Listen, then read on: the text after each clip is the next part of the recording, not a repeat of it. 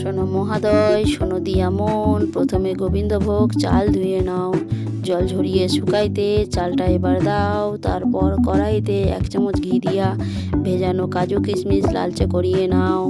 15 minute পরে চাল ঝরঝরে হইয়াছে, গরম ঘিয়ের কড়াইতে লবঙ্গ দারুচিনি দিয়ে দাও। এরপর এলাচ লবঙ্গ নেড়ে চেড়ে নাও। চালগুলো দিয়ে 1 চামচ হলুদ গুঁড়ো দাও, সঙ্গে একটু আদা বাটা, খুন্তিটা নাড়াইয়া মনের আনন্দে এবার চাল পরিমাপ করি জল ঢালি দাও। এরপর স্বাদ মতো লবণ চিনি দিয়া কড়াইটা 15 মিনিট ঢাকা দিয়া দাও।